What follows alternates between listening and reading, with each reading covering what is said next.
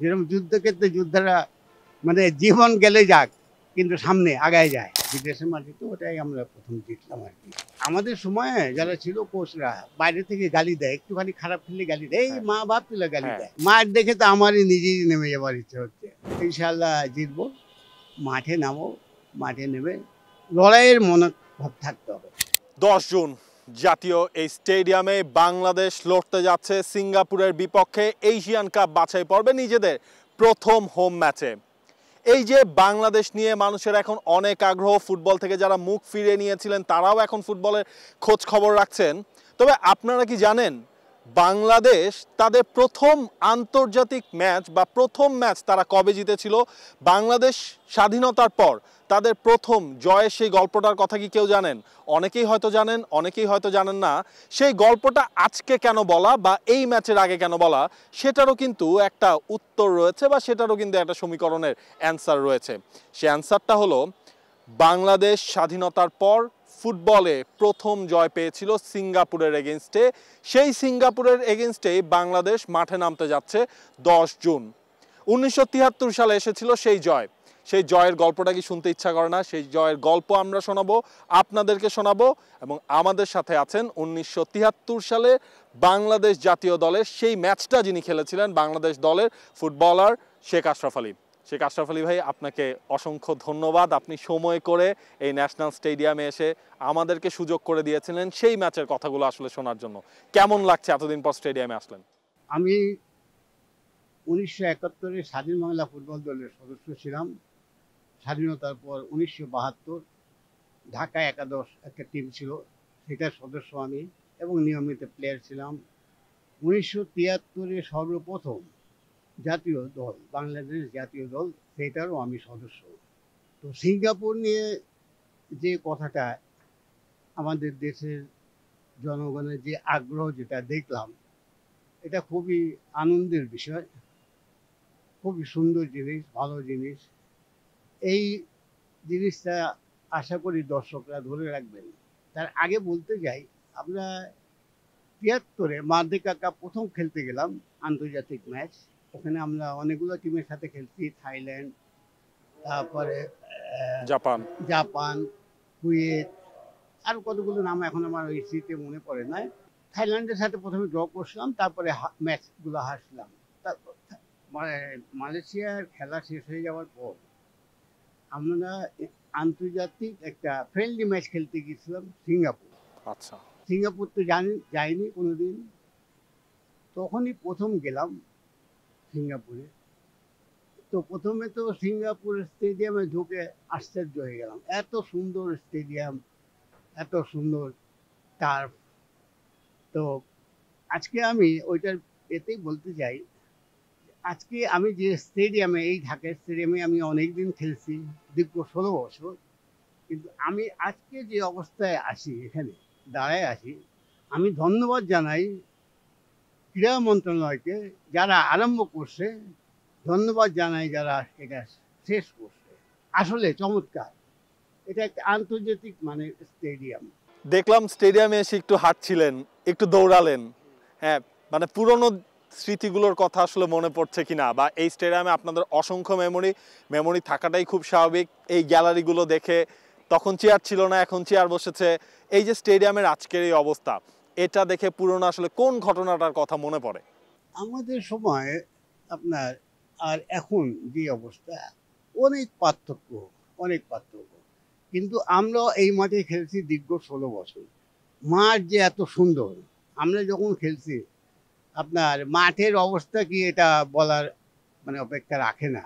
তো এই মাঠ দেখে তো আমার নিজেই, আমার যদি পা ভালো থাকতো, আমি নিজেই বল নিয়ে, এখন অবশ্য বল মারতে পারি, পুষপাস করতে পারি এখনো। হ্যাঁ, মাঠ দেখে তো আমারই নিজেই নেমে যাবার ইচ্ছে হচ্ছে। গ্যালারি, চমৎকার গ্যালারি। তো আমরা যখন খেলছি, আপনার আমাদের খেলার 1972-এর কিছু ইতিহাস বলি। এই যে গ্যালারি এদিকে, এটা এটা ছিল আপনার, আমরা বলতাম ওয়ান্ডার গ্যালারি।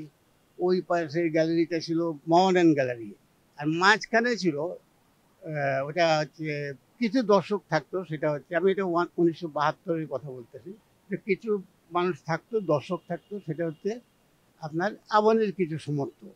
কিন্তু এই ওয়ান্ডার গ্যালারির দিকে যখন আমরা আসতাম, তখন শোয়িং এর সময় আমরা অনেক গালি খেয়েছি।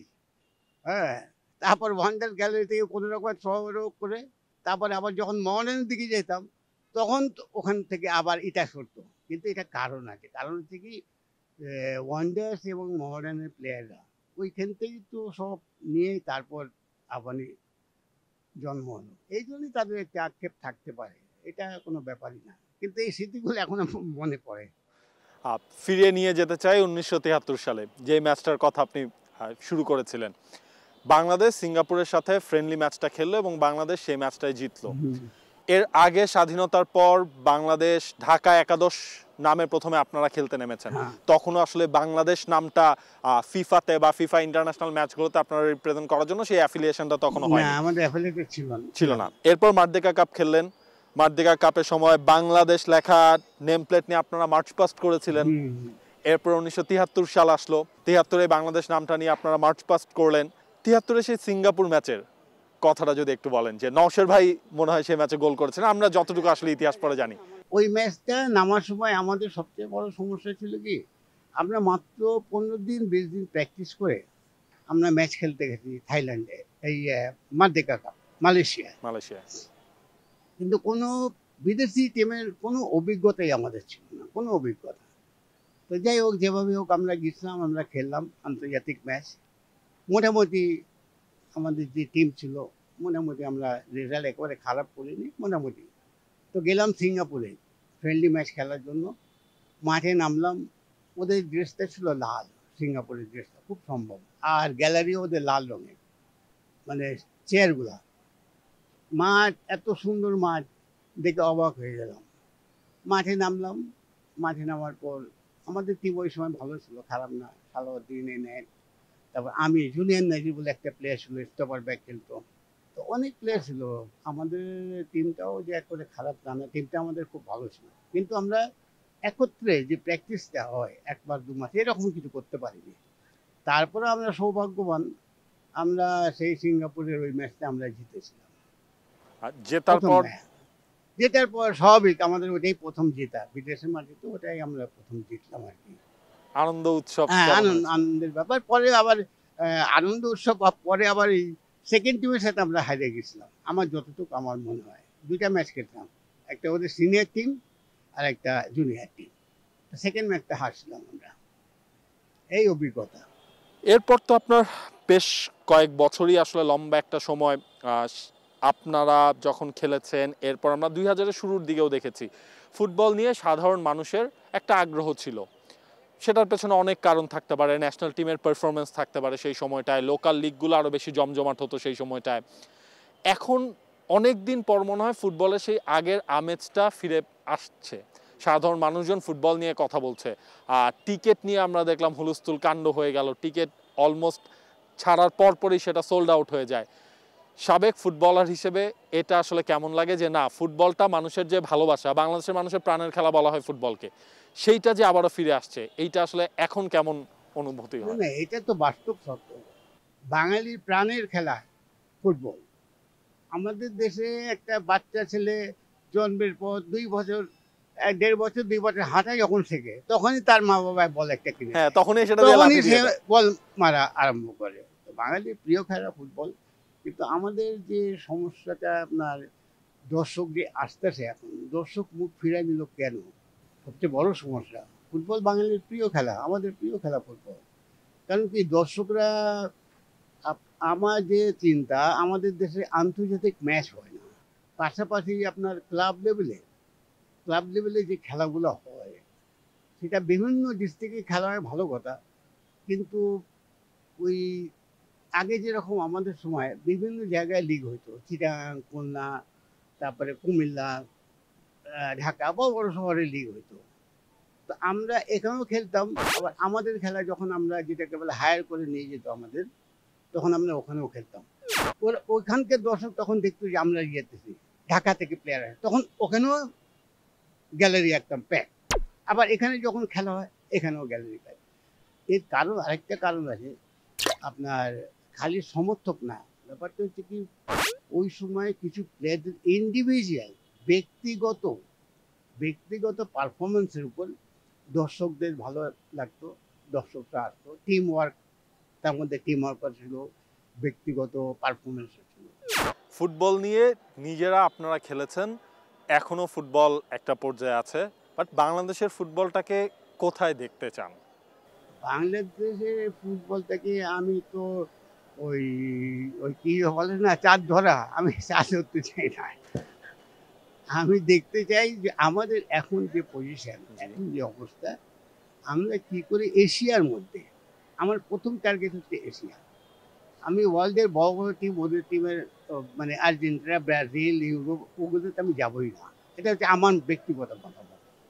আমি প্রথমে চেষ্টা করবো যে Asia, south Asia, south Asia তো আসি একটা পজিশন, এশিয়া মানে তারপরে আপনার মধ্যপ্রাচ্য, মিডল ইস্ট, এই টিমগুলোর সাথে কি করে আমি কম্পিটিশনে আসতে পারি। শেষ প্রশ্ন আপনার কাছে, এই যে গ্যালারি ফুল প্যাক থাকবে, ফুটবলাররা যেন আসলে চাপে না পড়ে যান, এইটার জন্য আপনার সাজেশন কি থাকবে? আমার দেশের মাটিতে খেলা, এই জন্য যে আমি একেবারে অনেক অ্যাডভান্টেজ পাই যাবো তা না, আপনাকে খেলতে হবে। আপনাদের 11 জন প্লেয়ার, 11 জন প্লেয়ারের মানসিকতা বা টিমটা, টোটাল টিম, কোচ, মানসিকতা থাকতে হবে ভালো। দ্যাট মিনস কি ডাউনে না, উপরে। খেলায় হার জিত আছে, ঠিক আছে না, কিন্তু আমাকে পুরা 100% দিতে হবে লাস্ট হুইসেল পর্যন্ত, একবার শেষ বাঁশি বাজা পর্যন্ত আমাকে মাঠে লড়াই করতে হবে। লড়াই ছাড়া কোনো উপায় নেই। আপনাকে কেউ সহজে আপনাকে ছেড়ে দিবে না, ভাই তুমি গোল করে যাও। সুতরাং আমাদের সেই মনোবলটা থাকতে হবে। আমার যে মতামত সেটা হচ্ছে, ভাই কোনো মতেই তুমি গোল দিতে পারো আর না পারো, কোনো মতেই টিমটাকে এমনভাবে গোলকিপার থেকে, ডিফেন্স থেকে, মিডফিল্ড, এই 6টা জায়গায় আমি বলতেছি, কোনোভাবেই যেন কোনো সুযোগ তারা না পায় গোল করা। এবং আরেকটা মানসিকতা থাকতে হবে, খেলে যাও, লড়াই করো। আর এই বাইরের প্রেসার টেসার এগুলো কিভাবে না তারা না ডিল না করবে? না না না, বাইরে কে দর্শক, বাইরে আমি কানে তুলা লাগাই দেবো। আমাদের সময় যারা ছিল কোচরা, বাইরে থেকে গালি দেয়, একটুখানি খারাপ খেললে গালি দেয়, এই মা বাপ তুলে গালি দেয়। তখনকার দিনে কোচরা কি করতো, কানে তুলা দিয়ে দিত, যাতে লাইনে গেলে আমি যেন ওই গালিতে না খাই। কেন ওই যে গালি দিতেছে আমারে, হ্যাঁ, অটোমেটিক আমি ডাউন হয়ে যাবো, এই কানে তুলা দিয়ে দেয়। মাঠে দর্শকের দেখার কোনো প্রশ্ন নেই। আর আমাদের সময় আমি একটা বলি, বিশেষ করে আমার কথা বলি, আমি জানি না, দর্শক দেখলে আমি তো আরো উজ্জীবিত হতাম। দর্শক যখন ওই করে উঠতেন না, তখন তো মানে আমার গায়ের রোমা সব দাঁড়ায় যেত, তখন মানসিকভাবে আরো উজ্জীবিত হতাম। ডাউন হবো কেন? এটাই আমার প্লেয়ারদের কাছে আমার বলা, ভাই লড়াই করো, একেবারে শেষ বাঁশি বাজা পর্যন্ত লড়াই করো, হাল কোনো সময় ছাড়বে না। বা তুমি এমনও কিছু করবে না যে তুমি মনে করছো তোমার হামজা পড়ছে, স্বামীত আইসে, এ আইসে, ও আইসে, তুমি মানে কয়েক গোল করে তুমি বাড়াই যাবে, তা না। তুমি তো তার সাথে খেলো নেই, খেলছে 2015 সালে বাংলাদেশে সিঙ্গাপুরে, 2015, এটা হচ্ছে 2025, 10 বছরের ডিফারেন্স। তো 10 বছরের মধ্যে তারা কতটুকু ডেভেলপ করছে, আমি কতটুকু ডেভেলপ করছি, এখন আমার প্লেয়াররাও তো জানে না, কারণ তারা তো আর খেলেনি এর আগে। আর আমি তো দেখিনি, সুতরাং আমি তো বলতেই পারবো না। ইনশাল্লাহ জিতবো, মাঠে নামো, মাঠে নেমে লড়াইয়ের মনোভাব থাকতে হবে। যেরকম যুদ্ধক্ষেত্রে যোদ্ধারা মানে জীবন গেলে যাক কিন্তু সামনে আগায় যায়, তো ওই রকম জীবন গেলে যাক, পা ভাঙুক অসুবিধা নেই, বাট গোল খাবো না, জিততে হবে। পা ভাঙলে আবার ট্রিটমেন্ট করা যাবে। আপনাকে অসংখ্য ধন্যবাদ টি স্পোর্টসে যোগ দেওয়ার জন্য। শেখ আশরাফ আলী, স্বাধীন বাংলা ফুটবল দলের সদস্য, যিনি বাংলাদেশ প্রথম যে ম্যাচটা নিজেদের ইতিহাসে ফুটবল ম্যাচে জয় পেয়েছিল, সেই ম্যাচের গল্পগুলো যেমন আমাদেরকে বলেছেন, একই সাথে এই ধরনের মাঠে খেলার সেই সময়ের এক্সপেরিয়েন্স, জামাল, তপু, তারেক, হামজা, সমিতদের কি করতে হবে, কিভাবে সেই প্রেশারগুলো রিলিজ করতে হবে, এবং ওনার যে প্রত্যাশা লড়াই করে যাওয়া, বাংলাদেশের সেই 11 জন, বাংলাদেশের পুরো দল লড়াইটা করতে চাবে সিঙ্গাপুরের এগেনস্টে এশিয়ান কাপ বাছাই পর্বের ম্যাচে, এবং সেই ম্যাচ দেখবেন কোথায়? টি স্পোর্টসে। For more updates, subscribe to our YouTube channel and click on the bell icon. Follow us on Facebook and Instagram.